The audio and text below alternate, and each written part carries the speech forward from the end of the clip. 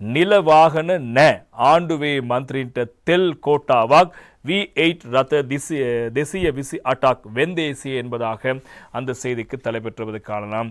அரசாங்கத்தில் இருக்கின்ற அமைச்சர்கள், பாராளுமன்ற உறுப்பினர்கள் எவருக்குமே உத்தியோகபூர்வ வாகனங்கள் வழங்கப்பட மாட்டாது. மாறாக அவர்கள் வைத்திருக்கின்ற வாகனங்களுக்கு எரிபொருள் கோட்டா ஒன்றை வழங்குவதற்கு அரசாங்கத்தினுடைய தீர்மானம் இருப்பதாக அரசாங்கத்தை பிரதிநிதிப்படுத்துகின்ற சிரேஷ்ட அதிகாரி ஒருவர் தெரிவித்ததாக அந்த செய்தியை லங்காதீப பத்திரிகை சொல்கிறதே போல அதிகளவு எரிபொருளை குடிக்கின்றது V8 என்று சொல்லப்படுகின்ற அதிசொகுசு வாகனம்.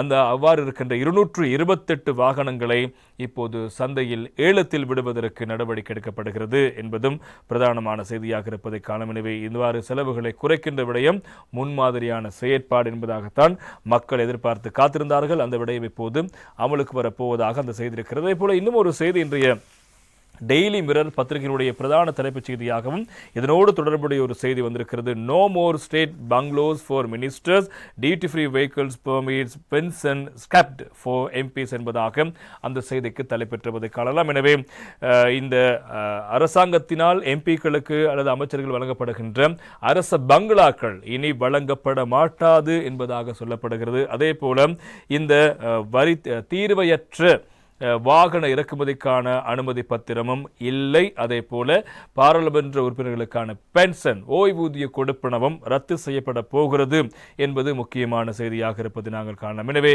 இந்த விடயங்கள் எல்லாம் குறைக்கப்படுகின்ற போது ஒட்டுமொத்தமாக அரசு செலவினங்களில் ஓரளவு குறைவடையும். பொதுமக்களிடமிருந்தே குறைப்பு எதிர்பார்ப்பதை விட எங்கிருந்து ஆரம்பிக்க வேண்டுமோ அங்கிருந்து விடயங்கள் ஆரம்பிக்கப்படுகின்ற விடயம் நல்ல விடயம். எனவே இனிவரும் காலங்களில் அரச பங்களாக்கள் வழங்கப்பட மாட்டாது. அதே போல் அவர்களுக்கு வாகன பெர்மிட் வழங்கப்பட மாட்டாது. உங்களுக்கான பென்ஷனும் இல்லை. அதே போல சம்பளமும் இல்லாமல் நீங்கள் வேலை செய்திருக்க வேண்டும். ஆனால் இது அரசு சேவை, இது மக்களுக்கான சேவை என்பதாக கூறப்படும் நிலையில் சம்பளமும் கூட இருக்கக்கூடாது. இருந்தாலும் உங்களுக்கான ஓய்வூதியம் இல்லை என்பதாகத்தான் இப்போது அறிவிக்கப்பட்டிருக்கிறது. அது தொடர்பான தமிழ் பக்கத்தில் வந்திருக்கின்ற செய்தியை பார்க்கலாம். இன்றைய தினகரன் பத்திரிகையில் சகல எம்பிக்களினதும் ஓய்வூதியம் ரத்து, பாராளுமன்றத்தில் விரைவில் சட்டமூலம் சமர்ப்பிக்கப்படும், மக்களுக்கு சேவை செய்யும் எம்பிமாருக்கு சம்பளமே உரித்தானதொன்று அல்ல, ஆனால் ஓய்வூதிய கொடுப்பனவு நிச்சயம் ரத்து செய்யப்படும் என அமைச்சர் வசந்த சமரசிங்க தெரிவித்திருப்பதாக இன்றைய தினகரன் பத்திரிகையில் தொடர்பான செய்தி இடம் பிடித்திருப்பதை நாங்கள் காணக்கூடியதாக இருக்கிறது. எனவே தங்களுடைய குடும்பத்தையும் வருமானத்தையும் சொத்துக்களையும் சுகபோகங்களையும் அனுபவித்துக் கொள்வதற்காக, அதிகரித்துக் கொள்வதற்காக அரசியலுக்கு வருகின்றவர்களுக்கு இது மிகப்பெரிய பாடமான செய்தியாக இருக்கும். அனைத்து பாராளுமன்ற உறுப்பினர்களதும் ஓய்வூதிய கொடுப்பனவுகளை ரத்து செய்வதற்கான சட்டமூலம் விரைவில் பாராளுமன்றத்தில் சமர்ப்பிக்கப்படும் என வர்த்தக வாணிப உணவு பாதுகாப்பு மற்றும் கூட்டுறவுத்துறை அபிவிருத்தி அமைச்சர் வசந்த சமரசிங்க தெரிவித்திருக்கிறார். நடவடிக்கை விரிவுபடுத்தப்படுவதாக குறிப்பிட்டிருக்கின்றார். தேசிய மக்கள் சக்தி நடராஜபுரம் கிழக்குக்கான மக்கள் சந்திப்பு அலுவலக திறப்பு விழா அண்மையில் இடம்பெற்ற போதே அவர் இந்த விடயங்களை சுட்டிக்காட்டியிருக்கிறார். தற்போதைய ஜனாதிபதி அன்ருகுமார் திசாநாயக்கவோ அல்லது கலாநிதி பிரதமர் ஹரணி அமரசூரியவோ எந்த ஒரு அரசாங்க இல்லத்தையும் உபயோகிக்கப்படுவதில்லை. முன்னாள் அமைச்சர்கள் தங்களது உத்தியோகபூர்வ இல்லங்களை கையெழுத்திருக்கிறார்கள் எனும் எமது அமைச்சர்கள் எவரும் இதுவரை வீடுகளை கோரவில்லை. பாராளுமன்ற உறுப்பினர்களுக்கு பாராளுமன்ற அமர்வுகள் நடைபெறும் தினங்களில் கொழும்பில் தங்குவதற்காக மாதிவரையில் உள்ள பாராளுமன்ற உறுப்பினர்களுக்கான வீட்டுத் தொகுதியில் வீடு வழங்கப்படும்.